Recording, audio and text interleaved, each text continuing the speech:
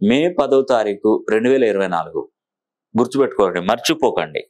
ఆ రోజు లక్ష్మీ కుబేర హోమం అనేది కూడా నేను తలపెట్టబోతున్నాను. దీనికంటే ముందుగాల నేను ఏప్రిల్ 24వ తారీఖున నేను జమ్మూ కాశ్మీర్ వెళ్తున్నాను. అక్కడ శ్రీ మాతా వైష్ణోదేవి ఆలయానికి వెళ్తున్నాను. కొండ శిఖరాలలో అమ్మవారు పిలిచారు, అక్కడ శక్తిపీఠంగా పిలిచారు. ఇది చాలా మంచి పుణ్యక్షేత్రం అండి. ఇక్కడ పైకెక్కే వాళ్ళు గుర్రాల మీద, పల్లకిల మీద, నడిచి, హెలికాప్టర్లో వెళ్తూ ఉంటారు. ఎందుకంటే అక్కడ చాలా ఆ వెదర్ కూడా చాలా మంచి హ్యాపీగా సంతోషంగా ఉంటుంది. అసలు మనం అన్నీ మర్చిపోతాం అక్కడికి వెళ్తే. ఆ రోజు అమ్మవారి దగ్గరికి వెళ్ళి అమ్మవారి అనుగ్రహం పొందుతాను నేను. పొంది వచ్చిన తర్వాత ఇక్కడ లక్ష్మీ కుబేర హోమం నేను తలపెడతాను. అయితే ఈ లక్ష్మీ కుబేర హోమం పాల్గొనేటువంటి వారు, అంటే చేయించుకునేటువంటి వారు స్లాట్ బుక్ చేసి కేవలం 500 మందికే ఇస్తున్నాను.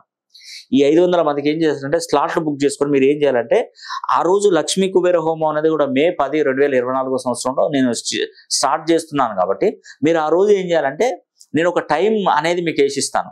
ఆ టైంలో మీరు ఏం చేయాలంటే, ఇంట్లో ఒక పెద్ద పాత్ర తీసుకోండి, ఇంత పెద్ద పాత్ర తీసుకోండి, దాని నిండా తెల్ల ఉప్పును పోయండి. దాని మీద స్వస్తిక్ గుర్తు వేయాలి పసుపుతో. అంటే కనపడదు మనకు, పసుపుతో స్వస్తిక్ వేస్తే ఆ ఉప్పులో నుంచి కింద పడిపోతుంది, కనపడదు, అయినా వేయండి. వేసేసి ఆ స్వస్తిక్ గుర్తు మధ్య భాగంలో ఒక మట్టి ప్రమిదను కూర్చోబెట్టాలి. ఇంత ముంత లాంటిది మట్టి ప్రమిద కూర్చోబెట్టాలి.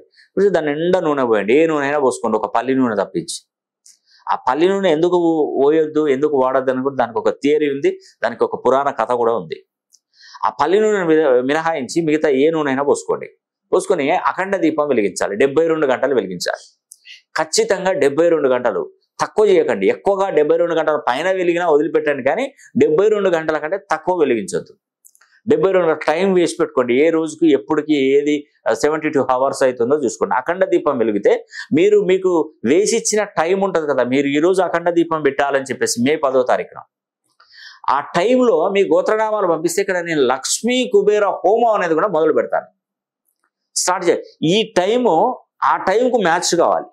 అలా మ్యాచ్ అయితే లక్ష్మీదేవి అమ్మవారి అనుగ్రహం అనేది కూడా మీకు కలిగి మీరు చేస్తున్నటువంటి వ్యాపారాల్లో అభివృద్ధి, చదువులో అభివృద్ధి, విదేశీ ప్రయాణాలు అభివృద్ధి, ఉద్యోగాలు దొరకడం, వ్యాపారాలు దేదీప్యమానంగా నడవడం, ఇవన్నీ జరుగుతాయండి, ఖచ్చితంగా జరుగుతాయి. నా బాధ్యత అమ్మవారి అనుగ్రహం మీకు వచ్చే విధంగా చేస్తాను. ఆ తర్వాత లక్ష్మీదేవి మీ ఇంట్లోకి అడుగుపెట్టినప్పుడు జాగ్రత్తగా పొదుపుగా డబ్బును ఖర్చు పెట్టుకోవడం మీ వంతు.